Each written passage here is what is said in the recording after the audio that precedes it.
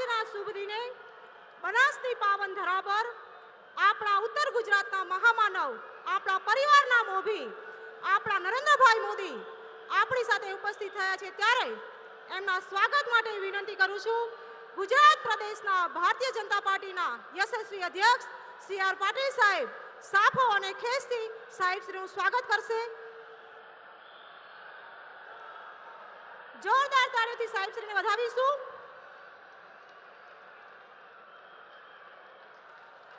ભારત માતા કી, ભારત માતા કી।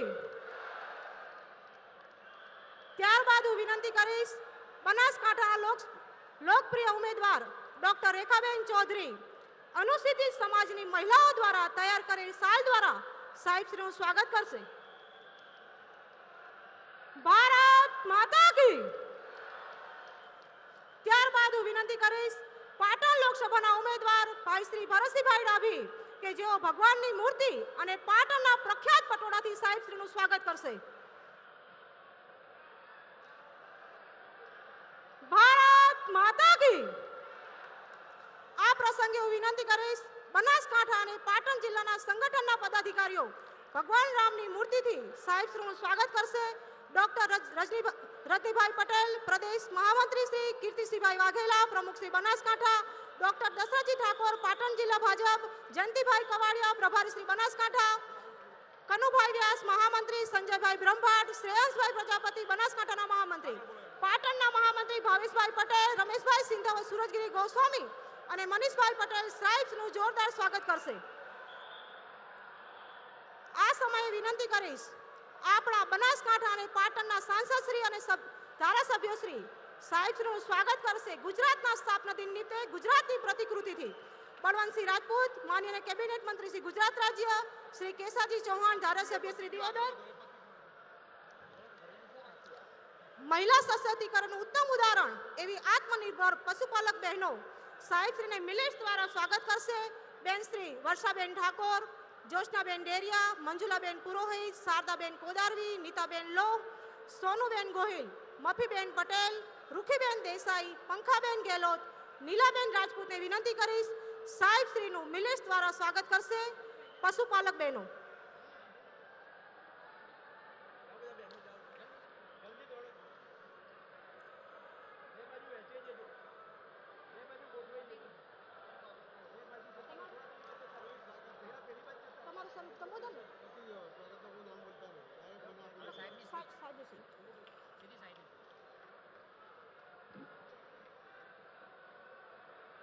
ભારત માતા કી।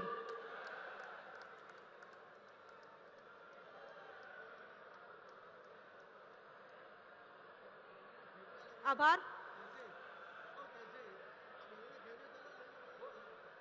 આજની સભા સંબોધન માટે હું વિનંતી કરીશ ગુજરાત પ્રદેશ ભારતીય જનતા પાર્ટીના પેજ કમિટીના પ્રણેત એવા યશસ્વી અધ્યક્ષ સી આર પાટીલ સાહેબને વિનંતી કરીશ કે સભા સંબોધન કરશે। પાટીલ સાહેબ।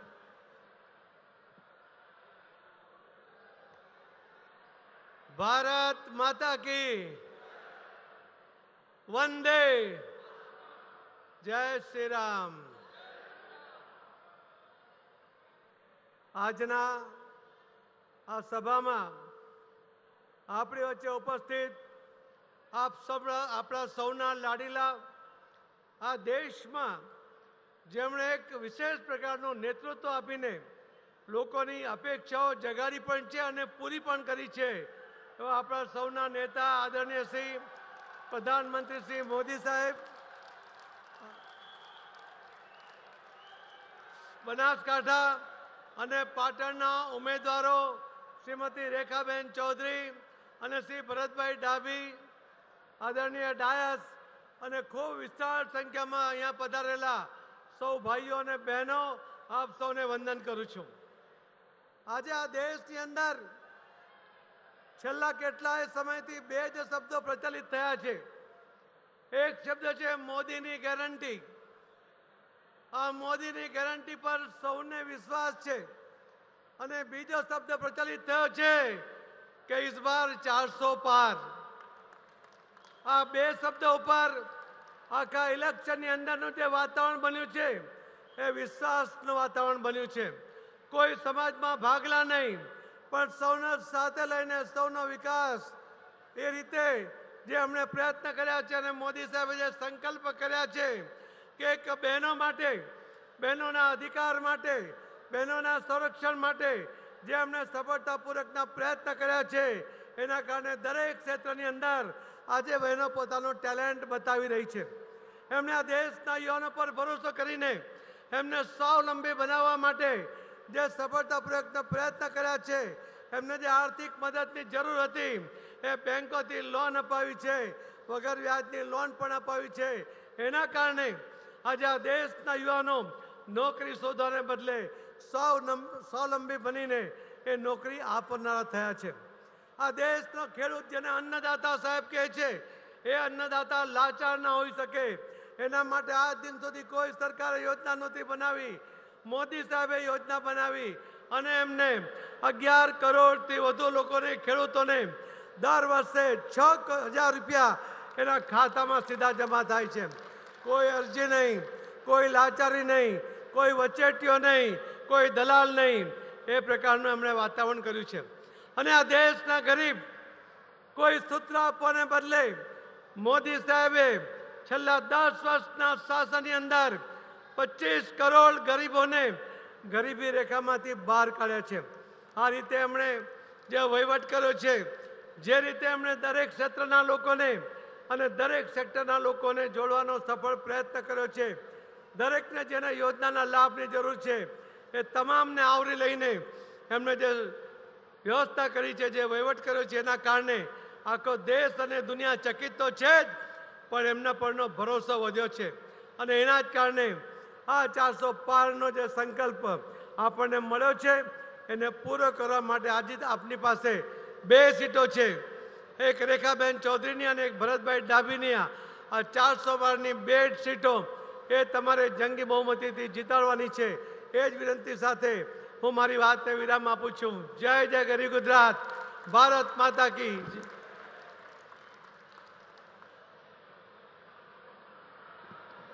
આપનો ખૂબ ખૂબ આભાર પાટીલ સાહેબ શ્રી. મા ભારતીના સૌભાગ્ય સમા સર્વાધિક સુશાસક આ દેશને મળ્યા છે. વિશ્વના સર્વાધિક લોકપ્રિય નેતા ભારતીય જનતા પાર્ટીના હૃદય સમ્રાટ યશસ્વી વડાપ્રધાન નરેન્દ્રભાઈ મોદી સાહેબને એમના ઉર્જાવાન ઉદ્બોધન માટે આવકારું છું. સાહેબ શ્રી નરેન્દ્રભાઈ મોદી સાહેબ શ્રી.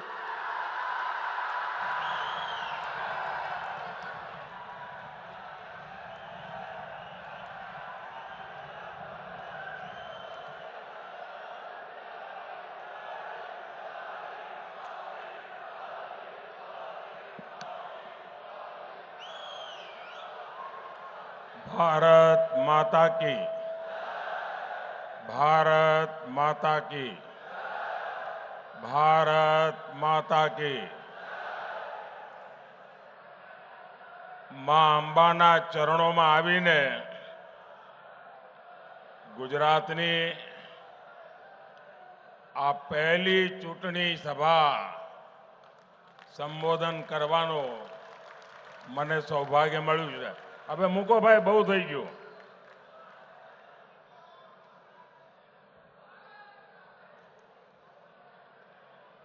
આ ફોટાવાળા ભાઈઓ પણ ફોટા નીચે જ રાખો, પાછળ દેખાતું નથી.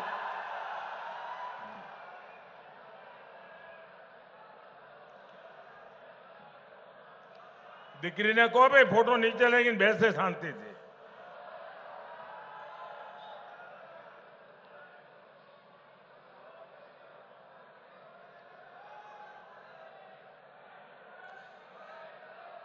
સાથીઓ, ભાઈ આપને કોને બતાવો છે ફોટો? જોઈ લીધો મેં.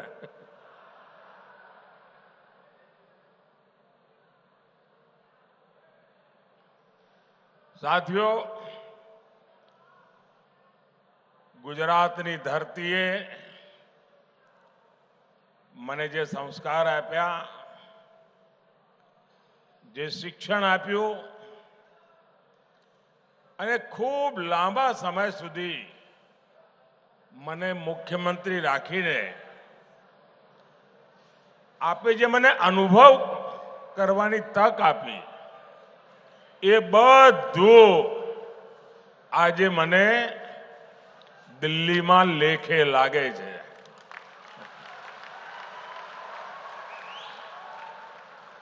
હમણાં સંચાલક બેન કહેતા હતા કે પીએમ સાહેબ, પછી અમારા CR પાટીલ પણ બોલ્યા પીએમ સાહેબ. આ પીએમ બીએમ તો બધા દિલ્હીમાં હોય, તો આપણા નરેન્દ્રભાઈ આયા છીએ.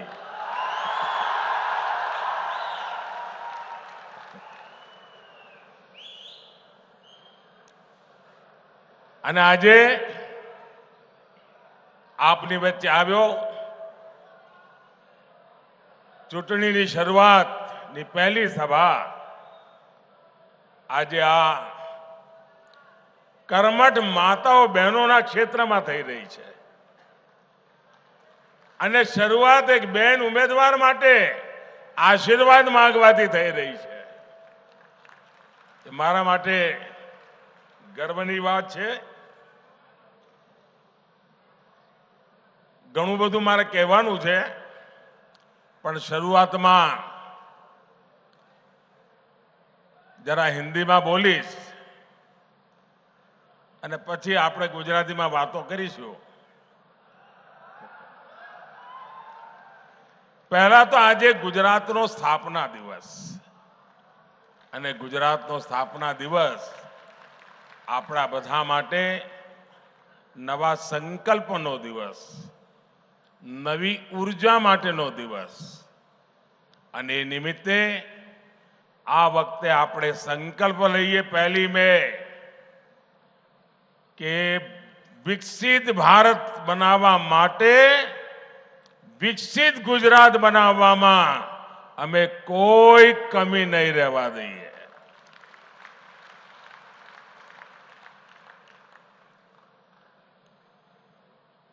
आप सबने मुझे 2014 में दिल्ली में भेज करके देश की सेवा करने का अवसर दिया. और वो दिन याद कीजिए, 2014 के पहले जो सरकार थी, तब देश में चारों तरफ जो खबरें रहती थी, आतंकवाद, घोटाले, चारों तरफ भ्रष्टाचार,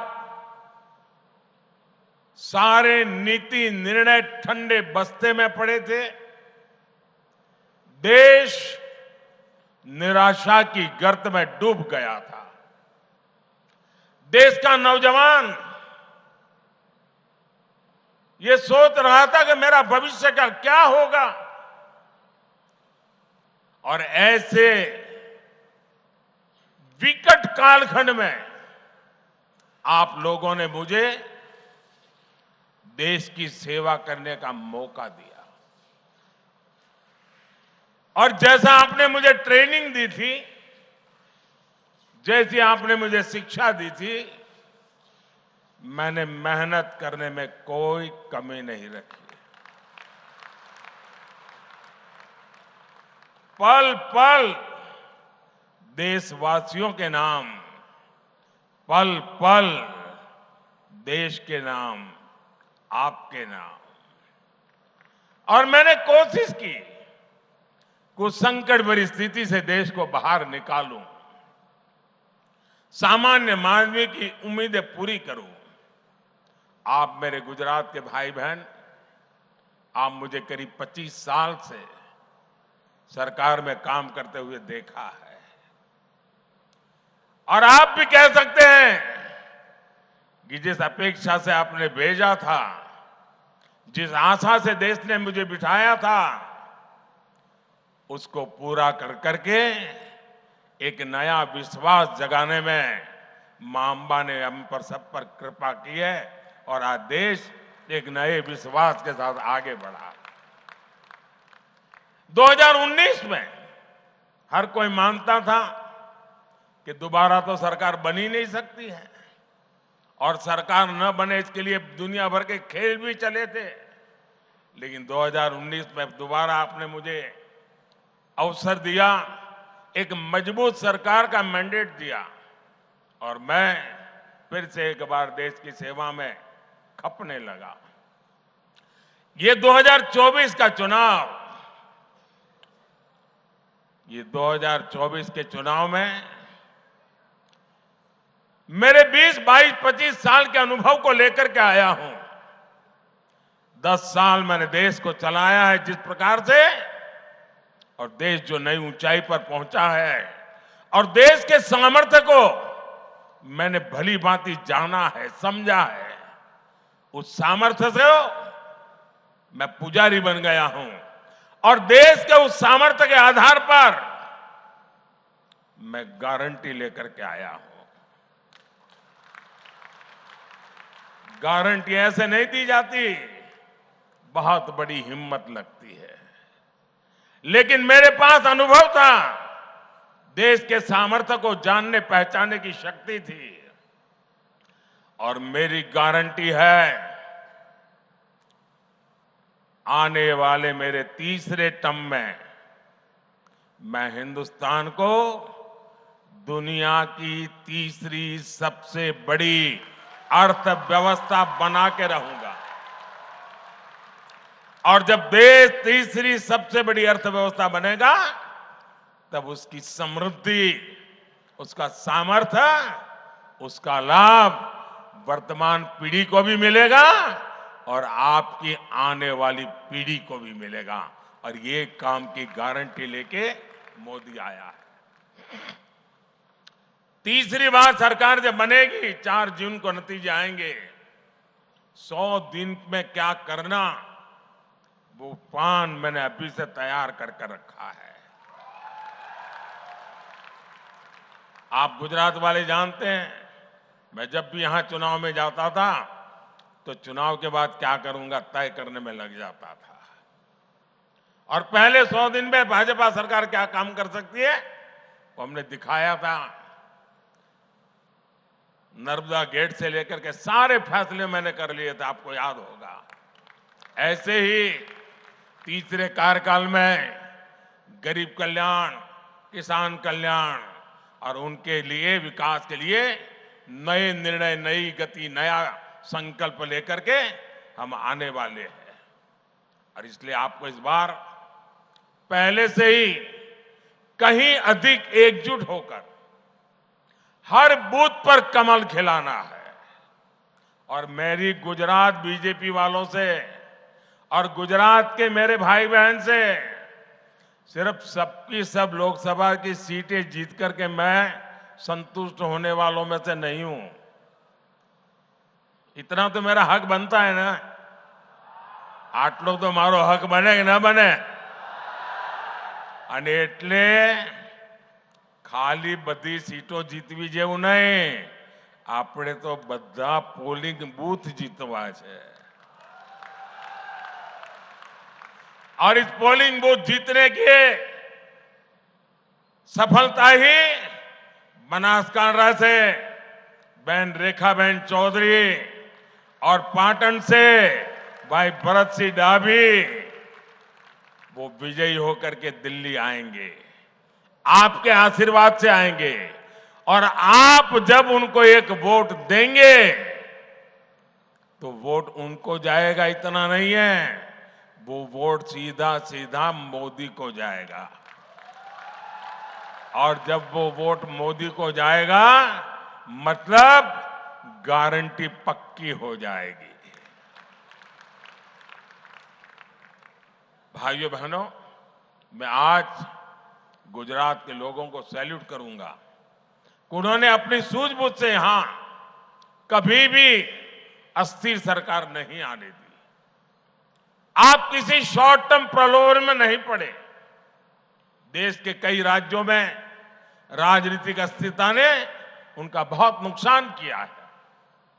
राजनीतिक अस्थिरता ने उद्योगों को नहीं पनपने दिया। राजनीतिक अस्थिरता ने इन राज्यों को बड़े विजन के साथ काम नहीं करने दिया। आपने गुजरात को इन सब से बचा कर रखा है। इसलिए आपने एक बार कांग्रेस को गुजरात से हटाया तो फिर उसको पैर नहीं रखने दिया। साथियों, आज भी कांग्रेस के पास न मुद्दे हैं और न ही कोई विजन है और न ही उनके पास कोई काम करने का जज्बा है। आप याद कीजिए 2014 में जब मैं पहली बार लोकसभा के मैदान में आया तो 2014 में कांग्रेस के मुद्दे क्या थे? तब कांग्रेस ने यही चला, ये चाय वाला क्या करेगा, ये गुज्जू क्या करेगा, ये उसको गुजरात की समझ है, देश की क्या समझ है, ये दाल भात खाओ वाला क्या करेगा, यही चलता था। कांग्रेस की सभा में चाय की कितली लेकर के बेची जाती थी, देखो ये मोदी आया, ये मेरी मजाक उड़ाई जाती थी। लेकिन देश ने उनकी हरकतों को ऐसा जवाब दिया जो कभी 400 सीट लेकर के बैठते थे वो 40 पर आ गए। 2019 में जब दूसरा चुनाव आया उन्होंने कोई सबक नहीं लिया और क्या किया, 2019 के चुनाव में निकल पड़े, चौकीदार चोर है, याद है ना, चिल्लाते थे और कहते थे मोदी खून की दलाली करता है। और राफेल के छोटे छोटे खिलौने बना करके सभी सभाओं में घूमते थे, राफेल लेकर के। मंच पर भी इस बार संविधान लेके घूम रहे हैं, उस समय राफेल लेके घूम रहे थे। एचएएल को लेकर के भांति भांति के झूठ फैलाए। जनता ने फिर एक बार उनकी स्थिति ऐसा पैदा कर दी कि वो अधिकृत रूप से विपक्ष भी नहीं बन पाए। इतना हाल उनका खराब कर दिया। साथियों, 2019 के बाद इन्होंने मोदी का अपमान करने का अभियान और तेज कर दिया। कांग्रेस के शहजादे ने गर्व के साथ पूरे मोदी समाज को, पूरे ओबीसी समाज को चोर कह दिया। मोदी क्योंकि गुजरात से है, इसलिए पूरे देश में गुजरातियों के विरुद्ध नफरत फैलाने की एक भी मौका नहीं छोड़ा जा रहा है। ये नहीं रुके, इन्होंने मेरे माता पिता पर भी भला बुरा कहने में पीछे नहीं रहे। भाइयों और बहनों, अब 2024 में कांग्रेस और इंडी गठबंधन ऐसा झूठ लेकर के फिर से एक बार मैदान में आए हैं और उनकी जो इकोसिस्टम है वो भी उस झूठ को हवा दे रही है। संविधान दिखाते हैं, आरक्षण ले लेंगे इसका डर दिखाते हैं, पूरी तरह मनगढ़ंत गप्पाजी, यही उनका काम है। कभी कहते हैं मोदी को कोई परिवार नहीं है, तो क्या परिवार वालों को भ्रष्टाचार करने का लाइसेंस मिल गया है क्या? कभी कहते हैं मोदी को जेल में डाल देंगे, कभी कहते हैं मोदी का सर फोड़ देंगे। ऐसी ऐसी बातें लेकर के वो चुनाव के मैदान में उतरे हैं। और देखिएगा इस बार भी ये पहले से कम सीटों में सिमट जाएंगे। साथियों, अभी चुनाव के 2 चरण पूरे हुए हैं। पहले चरण में इंडी गठबंधन पस्त पड़ा और दूसरे में ध्वस्त हो गया। यहां पड़ोस में राजस्थान का चुनाव पूरा हो गया है। राजस्थान में उनको 1 सीट मिलने की संभावना नहीं बची, 1 नहीं, ये हाल है इनकी। और इसलिए इंडी गठबंधन बौखलाहट में कुछ भी कर रहा है। ये लोग मोहब्बत की दुकान चलाने के लिए निकले थे, अब मोहब्बत की दुकान में फेक वीडियो का बाजार खोल दिया है। अब चुनाव में उनकी बातें नहीं चलती है तो फर्जी वीडियो बना करके फैला रहे हैं।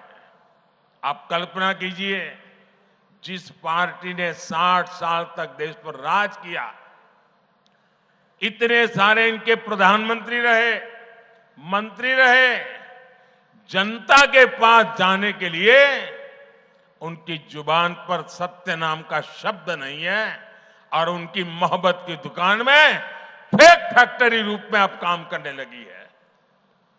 जिसे ये मोहब्बत की दुकान कहते थे, वो दरअसल फेक फैक्ट्री है। कांग्रेस के वीडियो फेक, कांग्रेस की बातें फेक, कांग्रेस के वादे फेक, कांग्रेस के नारे फेक, कांग्रेस की नीयत फेक। और लड़ना है, मोदी है, चाय वाला है, मामूली है, गरीब का बेटा है। अरे आओ ना यार, दो दो हाथ कर लो, हो जाए मुकाबला। ये दाल भात खाने वाला क्या करता है दिखा देगा।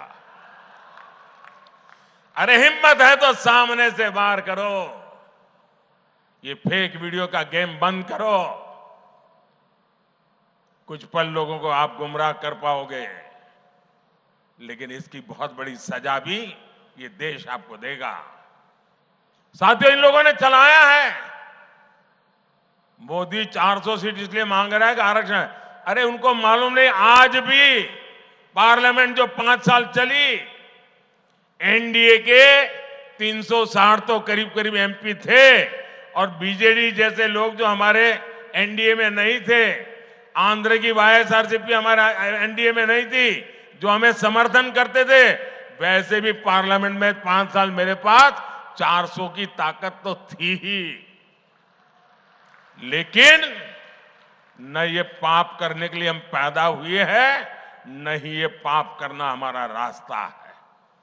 बाबा साहब आंबेडकर ने जो संविधान दिया है, देश के संविधान के निर्माताओं ने जो संविधान दिया है, उस संविधान की शुचिता, उस संविधान का संरक्षण। और कांग्रेस वाले, उनकी जमात कान खोल के सुन ले, ये मोदी है। मोदी जब तक जिंदा है, मैं तुम्हें कभी भी धर्म के आधार पर आरक्षण का खेल खेलने नहीं दूंगा।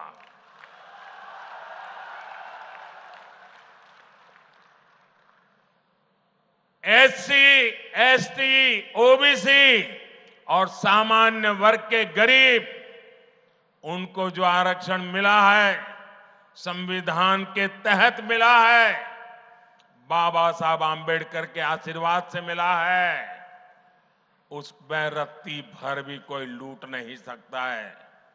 तुम्हारा जो इरादा है, वो इरादा है कि दलित समाज, आदिवासी समाज, पिछड़े समाज के लोग, सामान्य वर्ग के गरीब लोग, जिनको आरक्षण मिला है, उस आरक्षण में से लूट चलाकर धर्म के आधार पर तुम मुसलमानों को आरक्षण देना चाहते हो।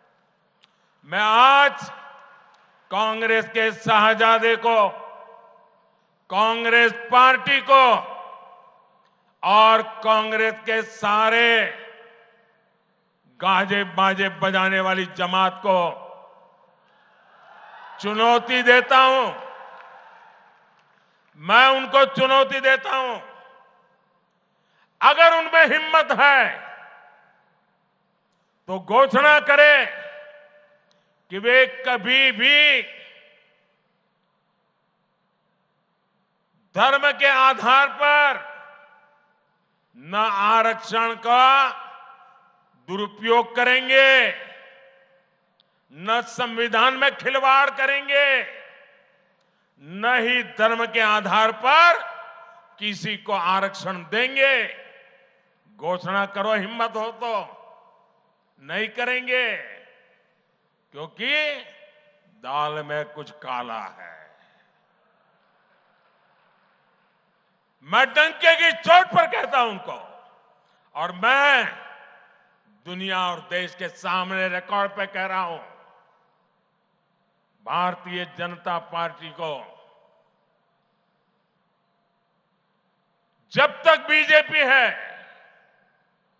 जब तक मोदी है, बाबा साहब आंबेडकर ने, भारत के संविधान ने एससी, एसटी, ओबीसी और सामान्य वर्ग के लोगों को जो आरक्षण दिया है, उसकी पूरी रक्षा की जाएगी। उस पर कोई कभी चोट नहीं आने दी जाएगी। और जो लोग धर्म के आरक्षण नाम पर देना चाहते हैं वो घोषित करें, क्योंकि उन्होंने आंध्र में प्रयोग कर चुके हैं, वे कर्नाटका में प्रयोग कर रहे हैं। वोट बैंक के लिए दलितों का आरक्षण छीनना चाहते हैं, वोट बैंक के लिए आदिवासियों का आरक्षण छीनना चाहते हैं, वोट बैंक के लिए ओबीसी का आरक्षण छीनना चाहते हैं। कर्नाटका में उन्होंने क्या किया? रातों रात सभी ओबीसी समाज को उन्होंने, मुसलमानों को ओबीसी घोषित कर दिया और ओबीसी को जो आरक्षण मिलता था रातों रात डाका डाल करके उसका एक हिस्सा लूट गए। क्या ये देश में चलेगा? क्या चलेगा? क्या ये चलने दूं क्या मैं? और इसीलिए आज झूठ फैलाने में लगे हैं, गुमराह करने में लगे हैं।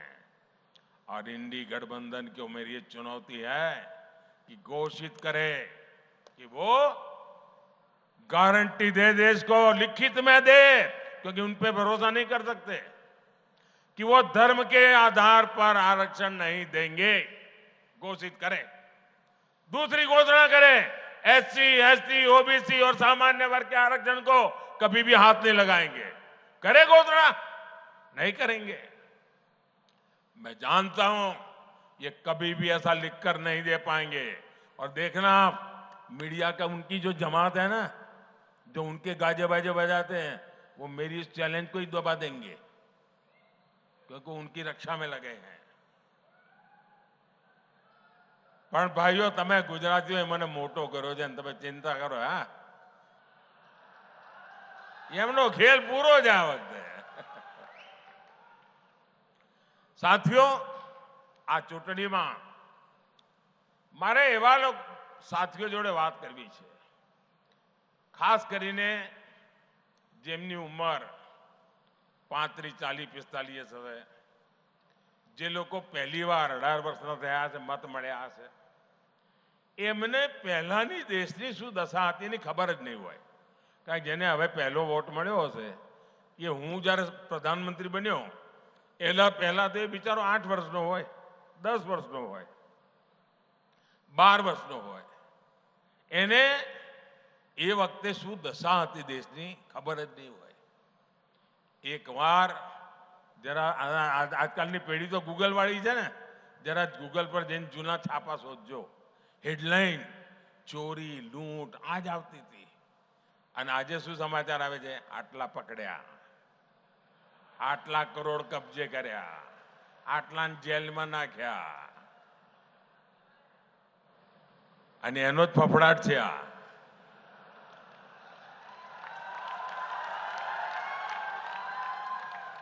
તમે મને કહો ભાઈ, આ દેશના લોકોની કાળી મજૂરી કરીને જે ટેક્સ આપ્યો હોય એને હું લૂંટવા દઉં? લૂંટવા દેવાય? અને આ લૂંટારાઓને ઠીક કરવા જોઈએ કે ના કરવા જોઈએ? હવે હું એક કામ કરું છું, મારા વાળ ખેંચે છે.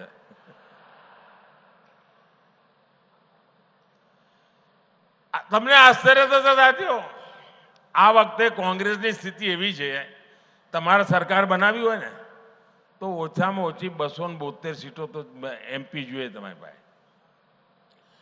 અમારી સિવાય, ભાજપ સિવાય આ દેશમાં એક પણ પોલિટિકલ પાર્ટી, કોંગ્રેસ પણ 272 લડાવતા જ નથી. બોલો, એટલે તમે 272 લડાવતા નથી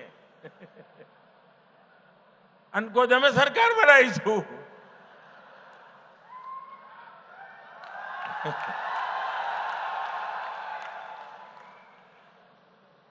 આજે તો એમની સ્થિતિ એવી છે કે આ એમનું જે શાહી પરિવાર છે ને, દિલ્હીમાં રહે છે, એમની દશા એવી છે કે પોતે આ વખતે કોંગ્રેસને વોટ નહીં આપી શકે. બોલો, આ મોદી સાહેબની કમાલ જ છે ને. શાહી પરિવાર કોંગ્રેસને વોટ જ નહીં આપી શકે. આ વખતે ત્યાં કોંગ્રેસનો ઉમેદવાર જ નથી. અહીંયા આપણા ત્યાં ગુજરાતના મોટા નેતા હતા અહેમદભાઈ. અહેમદભાઈ તો હવે રહ્યા નહીં. અહેમદભાઈનું પરિવાર ભરૂચમાં રહે છે. એમની દશા એવી, કોંગ્રેસને મત નહીં આપે. અહેમદભાઈનું પરિવાર કોંગ્રેસને વોટ નહીં આપી શકે. કોંગ્રેસના એક મોટા નેતા બનતા સુધી ભાવનગરમાં જ રહેતા હશે, મત એમનો ભાવનગરમાં જ હશે. એ ભાવનગરમાં કોંગ્રેસને વોટ નહીં આપી શકે. આ કોંગ્રેસની દશા છે. તમે વિચાર કરો. અને આ કોંગ્રેસને સંપૂર્ણપણે જ્યારે એમનો ચૂંટણી ઢંઢેરો આવ્યો ને ત્યારે મેં કહ્યું હતું આ મુસ્લિમ લીગની છાપ છે આમાં. અને એક પછી એક પાના ખોલવા માંડ્યા છે. હવે એમણે માઓવાદી ઘોષણાઓ કરવા માંડી છે, નક્સલવાદી. એમણે કહ્યું છે હવે એમણે પાર્ટી તો બરબાદ કરી, હવે હું તો મર્યો તને મારું, એ મૂડમાં દેશને બરબાદ કરવા નીકળ્યા છે. એમણે પાર્ટી તો તબાહ કરી દીધી, દેશને બરબાદ કરવા નીકળ્યા છે. અને એમણે એક નવો એમણે કહ્યું છે અમે એક્સરે કરીશું આખા દેશનો. કહ્યું છે ને આખા દેશનો એક્સરે કરીશું. એટલે તમારા લોકરમાં શું પડ્યું છે એક્સરે, તમારા ઘરમાં શું પડ્યું છે એક્સરે, તમારું બેંકમાં શું પડ્યું છે એક્સરે, તમારા ત્યાં કંઈ દાગીનો બાજરાના કે જવારના ડબ્બામાં રાખી મૂક્યો હોય એક્સરે, પછી લૂંટી લેવાનું. આ એમણે મેનિફેસ્ટોમાં કહ્યું છે જે બધું છે પછી જેની પાસે નથી એને વેચી દેવાનું. તમે આ ગરીબી વેચવા નીકળ્યા છો ભાઈ. આ દેશને તમે તબાહ કરવા નીકળ્યા છો. શું માંડ્યું છે તમે? તમે વિચાર કરો. એમણે બીજી એક વાત કરી. એમના એક ખેરખા બેઠા છે વિદેશમાં, એમણે ત્યાંથી સંદેશો આપ્યો અને જાહેરમાં કહ્યું આપણે ત્યાં દરેક મા બાપ એની ઈચ્છા હોય ને કે ભાઈ મૃત્યુ પછી સંતાનોને કંઈ ને કંઈ આપીને જવું. દરેક મા બાપની ઈચ્છા હોય કે ના હોય? કોઈ મા બાપ એવું હોય કે હું તો દેવું કરીને જઈશ છોકરા ભરશે, એવો કોઈ મા બાપ હોય ભાઈ? એકે મા બાપ એવા હોય? બધા મા બાપ કંઈ ને કંઈ બચત કરે કે ના કરે? છોકરાઓ માટે આપીને જવાનો વિચાર કરે કે ના કરે? હવે કોંગ્રેસ વાળાએ એના ઉપર દોરો નાખ્યો છે અને એમણે જાહેર કર્યું છે કે હવે તમે જે બચાવ્યું હોય એ તમે તમારા સંતાનોને નહીં આપી શકો. એમાંથી અડધા કરતા વધારે કોંગ્રેસની સરકાર બનશે તો તમારી પાસેથી ટેક્સ રૂપે લઈ લેશે. 55% ટેક્સ નાખશે. એટલે માનો કે તમારી પાસે 10 એકરનું ખેતર છે અને તમે છોકરાને સંતાનોને 10 એકર આપીને જવા માંગો છો તો તમારા 5 એકર સરકારમાં ગયા ને 5 એકર રહ્યા. આ કાયદો લાવવાના છે.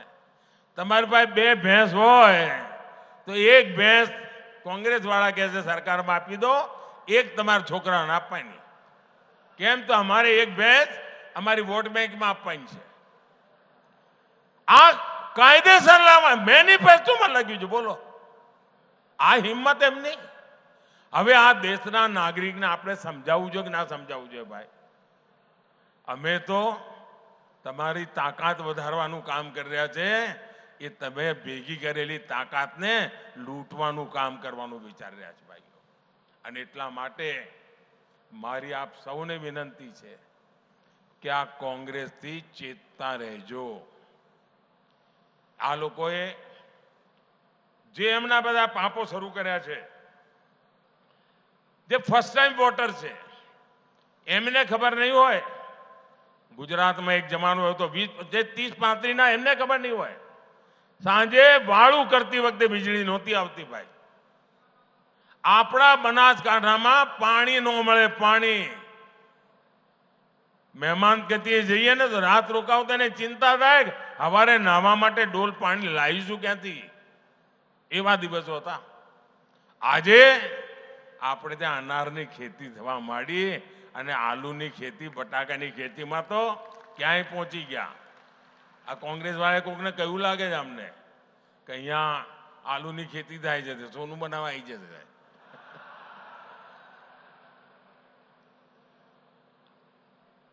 આપણે ત્યાં જે બદલ આવ્યો છે ને ભાઈઓ, હવે મને કહો, આપણે ત્યાં પાલનપુર વંદે ભારત પહોંચી ગઈ, પહોંચી કે ના પહોંચી? જે રીતે આપણે વિકાસના કામો કરી રહ્યા છીએ, સુજલામ સુફલામ યોજના બનાવી, પાણી પહોંચાડ્યું, 4 કરોડ લોકોના જીવનમાં બદલાવ આવ્યો કે નહીં આવ્યો?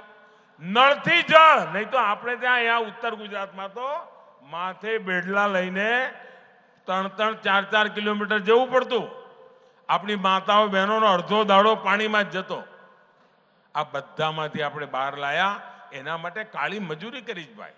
એટલે જે જૂની પેઢીના લોકો છે એની બધી ખબર છે, પણ આ જે 40 થી નીચેના જે છે ને એ બધાના જૂની ખબરો નથી ભાઈ. એટલે યાદ કરાવવું પડે કે આપણે હવે એવા દિવસો નથી લાવવાના. વાર તહેવારે આપણે ત્યાં ઉલ્લડ થતા હતા ભાઈ. આપણે ત્યાં છોકરું જન્મે ને તો કાકાનું નામ ના આવડે, મામાનું નામ ના આવડે, પણ કરફ્યુ બોલતા આવડે. કરફ્યુ જ જોયો હોય એને. 1 વર્ષનું થાય ત્યાં સુધી તેને 3 કરફ્યુ જોયા હોય, એવા દિવસો હતા.